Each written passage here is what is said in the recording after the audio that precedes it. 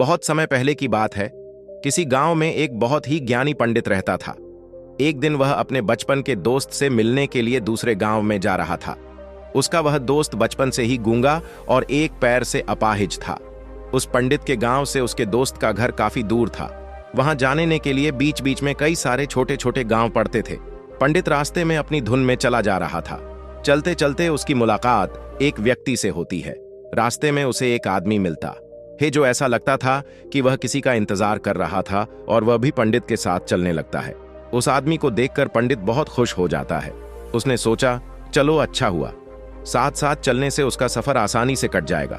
बात की शुरुआत करने के लिए उस पंडित ने उस व्यक्ति से उसका नाम पूछा तो उसने अपना नाम धर्मराज बताया। पंडित को यह नाम कुछ अजीब सा लगता है, लेकिन उसने नाम के विषय में कुछ और पूछना उचित नहीं समझा। दोनों धीरे धीरे साथ में चल रहे थे। तभी रास्ते में एक गांव आता है। गांव का प्रवेश द्वार आते ही धर्मराज ने पंडित से कहा, तुम आगे चलो, मुझे इस गांव में एक काम है, मैं तुमसे आगे मिलता हूं। पंडित ने कहा, ठीक है। वह आगे रास्ते में चल देता है। कुछ देर बाद उस गांव में खबर फैली कि एक व्यक्ति को सांड ने अपनी सींग में फंसाकर मार दिया है। जैसे ही सांड ने उस व्यक्ति को मारा, ठीक कुछ ही देर में धर्मराज पंडित के पास आ गया और फिर दोनों चलना शुरू कर देते हैं और चलते चलते एक दूसरे गांव के द्वार पर पहुंच जाते हैं। उस गांव के बाहर एक बड़ा और विशाल मंदिर बना हुआ था। वहां पर आराम करने की सुविधा काफी बढ़िया लग रही थी। पंडित के दोस्त का घर अभी वहां से बहुत दूर था और रात भी होने वाली थी। तो पंडित ने धर्मराज से कहा, रात होने वाली है, पूरे दिन चलते चलते थक भी चुके हैं और भूख भी लग रही है, तो यहाँ पर भोजन करके यहीं पर हम विश्राम कर लेते हैं, फिर सुबह के समय आराम से आगे की यात्रा जारी करेंगे। धर्मराज ने कहा, ठीक है, मुझे इस गांव में किसी को कुछ जरूरी सामान देने जाना है, तुम भोजन करके आराम करो, मैं बाद में आकर भोजन कर लूंगा। इतना कहकर वह वहां से चला जाता है। लेकिन उसके जाने के कुछ समय बाद, कुछ ही देर बाद धुआं उठता हुआ दिखाई देता है और देखते ही देखते पूरे गांव में आग लग जाती लह। पंडित ने हैरानी से सोचा कि यह धर्मराज जहां भी जाता है वहां कोई ना कोई अनहोनी जरूर हो जाती है, कुछ तो गड़बड़ है इस व्यक्ति में। लेकिन पंडित ने रात्रि में धर्मराज से कुछ भी पूछना उचित नहीं समझा और वे दोनों सो गए। सुबह होते ही दोनों फिर से अपनी यात्रा शुरू कर देते हैं। कुछ देर चलने के बाद रास्ते में फिर से एक गांव आता है। धर्मराज ने फिर पंडित से कहा, आप आगे चलिए, मुझे इस गांव में अपने मित्र से मिलने जाना है, मैं अपने दोस्त से मिलने के बाद आगे रास्ते में मिलूंगा। यह कहकर धर्मराज वहां से चला गया। लेकिन पंडित इस बार आगे नहीं गया। वहीं खड़ा होकर धर्मराज को देखता रहा कि वह कहां जा रहा है और क्या करता है। तभी थोड़ी देर बाद लोगों की आवाज सुनाई देने लगी कि एक व्यक्ति को सांप ने काट लिया है और उसकी मृत्यु हो गई है। ठीक उसी समय धर्मराज फिर पंडित के पास पहुंच गया। लेकिन इस बार पंडित से रहा नहीं गया और उसने धर्मराज से पूछ ही लिया कि तुम जिस भी गांव में जाते हो वहां कोई ना कोई अनहोनी जरूर हो जाती है, क्या तुम मुझे बता सकते हो, यह ऐसा क्यों हो रहा है? धर्मराज ने कहा, पंडित जी, आप तो मुझे बहुत ज्ञानी मालूम पड़े थे, इसीलिए मैं आपके साथ चलने लगा था, क्योंकि ज्ञानियों का साथ बहुत अच्छा होता है। परंतु आप अभी तक समझ नहीं पाए कि मैं कौन हूं। पंडित ने कहा, मैं समझ गया हूं, लेकिन मुझे कुछ शंका है। अगर आप ही अपना उपयुक्त परिचय दे दें तो मेरे लिए आसानी होगी। तब धर्मराज ने जवाब दिया कि मैं यमदूत हूं और यमराज की आज्ञा से उन लोगों के प्राण हरण करता हूं जिनकी उम्र पूरी हो चुकी है। हालांकि पंडित को पहले से ही इस बात की आशंका थी, फिर भी धर्मराज के मुंह से यह बातें सुनकर वह घबरा गया। लेकिन वह हिम्मत करके पूछता है कि अगर तुम सच में यमदूत हो तो मुझे बताओ, अगली मृत्यु किसकी है? धर्मराज ने जवाब दिया, अगली मृत्यु तुम्हारे उसी मित्र की है जिससे तुम मिलने जा रहे हो, और उसकी मृत्यु का कारण भी तुम ही बनोगे। यह बात सुनकर पंडित सहम गया और सोच में पड़ गया कि अगर सच में यह धर्मराज यमदूत हुआ तो उसकी बात भी सच होगी और उसके कारण मेरे बचपन के सबसे अच्छे मित्र की मृत्यु हो जाएगी। तो सबसे अच्छा तो यही होगा कि मैं अपने मित्र से मिलने ही ना जाऊं, कम से कम मैं उसकी मृत्यु का कारण तो नहीं बनूंगा। धर्मराज ने मुस्कुराते हुए कहा, तुम जो सोच रहे हो वह सब मुझे पता है, मगर तुम्हारे अपने मित्र से मिलने ना जाने से नियति नहीं बदल जाएगी। तुम्हारे मित्र की मृत्यु तो निश्चित है और वह अगले कुछ ही पलों में घटित होने वाली है। महाकाल के मुंह से ऐसी बातें सुनकर पंडित को झटका लगा, क्योंकि महाकाल ने पंडित के मन की बातें पढ़ ली थीं, जो कि एक सामान्य व्यक्ति के लिए संभव नहीं है। अब पंडित को विश्वास हो गया कि यह धर्मराज सचमुच में यमदूत ही है। जब पंडित को यह पूर्ण विश्वास हो गया कि धर्मराज जी यमदूत हैं, तो वह घबरा गया वह अपने मित्र की मृत्यु का कारण नहीं बनना चाहता था, इसलिए वह पलटकर अपने गांव की तरफ वापस जाने लगा। लेकिन जैसे ही पंडित वापस जाने के लिए मुड़ा, उसने देखा कि उसका मित्र तेजी से उसकी तरफ चला आ रहा है, जो कि पंडित को देखकर अत्यंत प्रसन्न दिखाई पड़ रहा था। अपने मित्र के आने की गति को देखकर पंडित को ऐसा लगा कि जैसे उसका मित्र काफी देर से उसका ही पीछा कर रहा है। लेकिन वह बचपन से ही गूंगा था और एक पैर से लंगड़ा भी था, इसीलिए ना तो वह पंडित को आवाज देकर पाया था और ना ही उस तक पहुंच पा रहा था। लेकिन जैसे ही वह पंडित के पास पहुंचा, अचानक ही जमीन पर गिर पड़ी और तुरंत ही उसकी मृत्यु हो गई। पंडित हक्का बक्का होकर धर्मराज की ओर देखने लगा, जैसे कि वह पूछना चाह रहा हो कि आखिर क्या हुआ। धर्मराज पंडित के मन में उठ रहे प्रश्नों को समझ गया और बोला, तुम्हारे मित्र ने पिछले गांव में ही तुम्हें देख लिया था और वे वहीं से ही तुम्हारा पीछा कर रहा था, लेकिन गूंगा और लंगड़ा होने की वजह से वह तुम तक नहीं पहुंच पाया। उसने अपनी पूरी ताकत लगाकर तुम तक पहुंचने का प्रयास किया, लेकिन बुढ़ापे में बचपन जैसी ताकत नहीं होती, इसलिए दिल का दौरा होने के कारण उसकी मृत्यु हो गई, क्योंकि वह तुमसे मिलने के लिए अपनी सीमाओं को तोड़कर तुम्हारे पीछे भाग रहा था। इसलिए अपने मित्र की मृत्यु का कारण भी तुम ही कहलाओगे। अब पंडित को पूर्णतः यह विश्वास हो गया था कि धर्मराज एक यमदूत है और उसका कार्य जीवों के प्राण हरना है। लेकिन पंडित एक ज्ञानी व्यक्ति था, वह यह भी जानता था कि मृत्यु पर किसी का वश नहीं है, सबको एक ना एक दिन मरना ही है। यही सोचकर उसने अपने आप को संभाल लिया।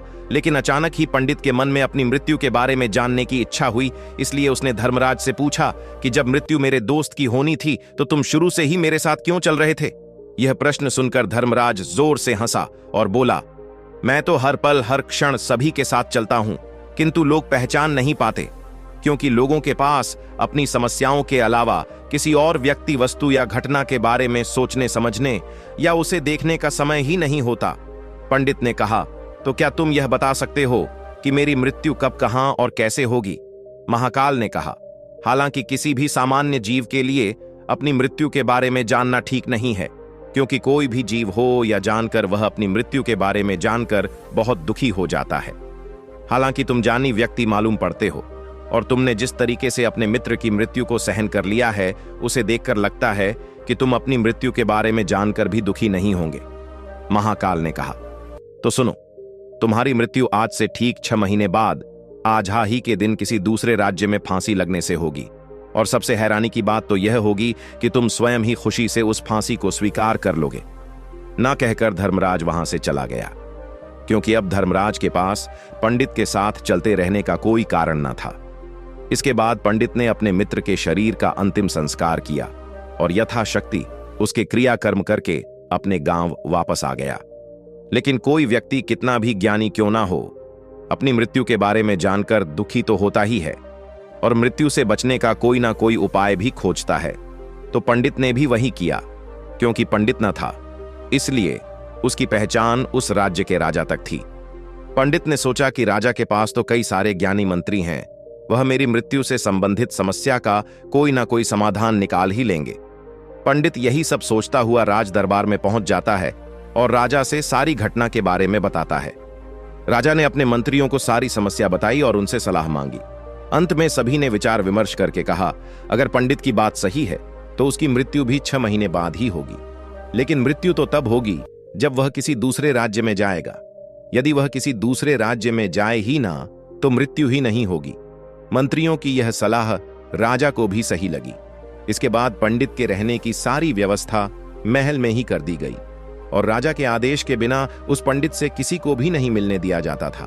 लेकिन पंडित कहीं भी आ जा सकता था, ताकि पंडित को यह ना लगे कि वह राजा की कैद में है। परंतु पंडित डर के मारे स्वयं ही कहीं आता जाता नहीं था।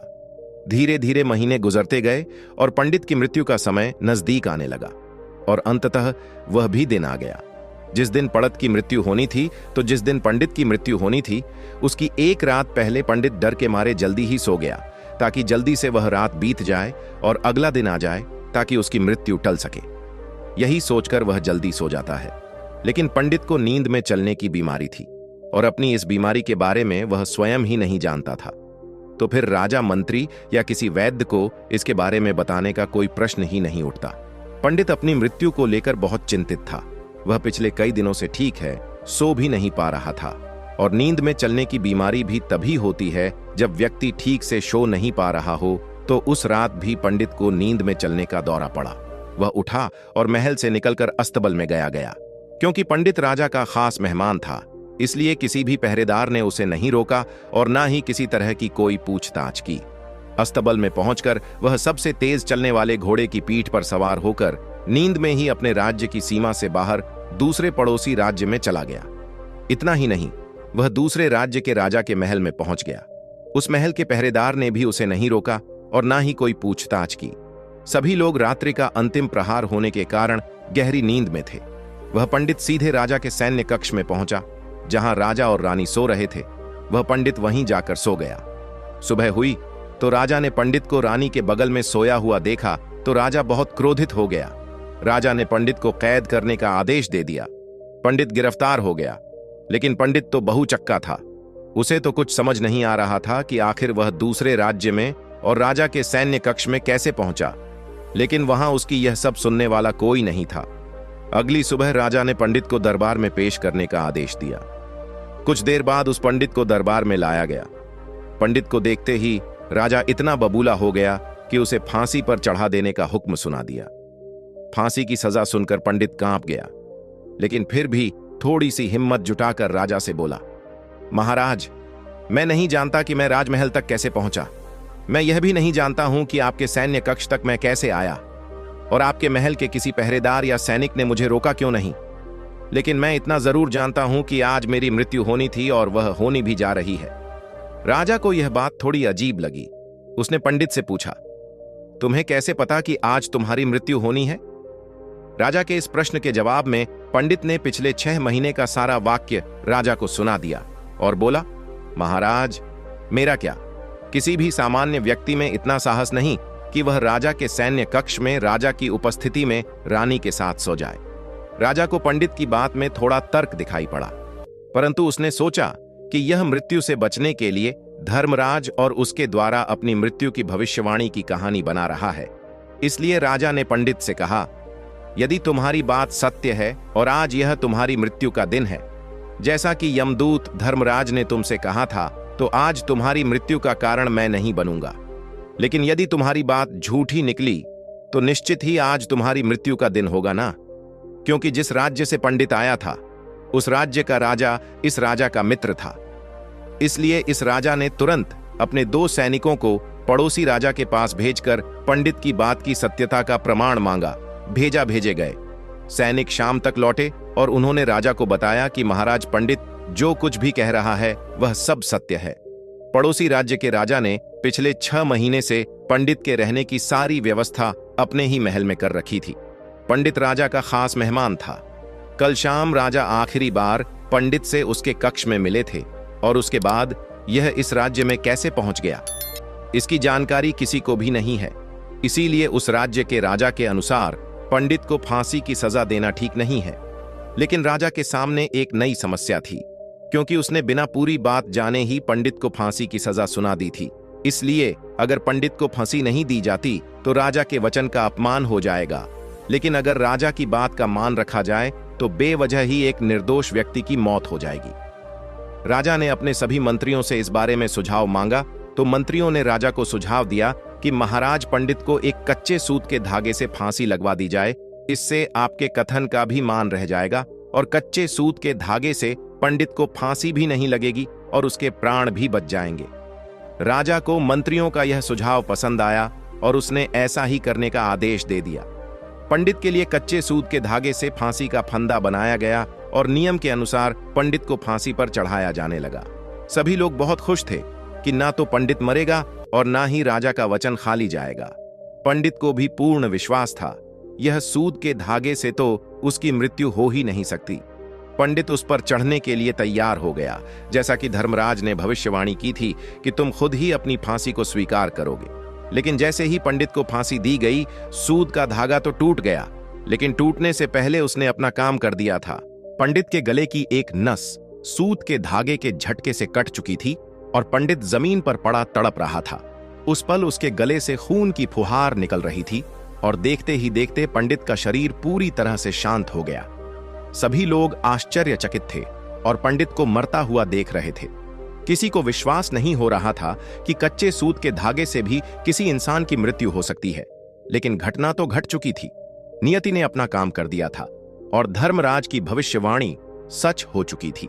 दोस्तों, श्रीमद् भागवत गीता में भगवान श्री कृष्ण ने कहा है, जो होना होता है वह होकर ही रहता है। हम चाहे कितनी ही सावधानी बरते, कितना ही उपाय कर लें, लेकिन घटना और घटना की पूरी प्रणाली पहले से ही तय होती है, जिसे हम थोड़ा सा भी इधर उधर नहीं कर सकते हैं। दोस्तों, शायद इसीलिए ईश्वर ने हमें भविष्य जानने की क्षमता नहीं दी है, ताकि हम अपने जीवन को ज्यादा बेहतर तरीके से जी सके। और यही बात उस पंडित पर भी लागू होती है। अगर पंडित ने महाकाल से अपनी मृत्यु के बारे में ना पूछा होता, तो 6 महीने तक राजा के महल में कैद रहकर डर डर कर जीने की बजाय ज्यादा बेहतर जीवन जीता। तो दोस्तों, यदि आपको यह कहानी पसंद आता है तो हमारे चैनल को सब्सक्राइब कर ले। धन्यवाद।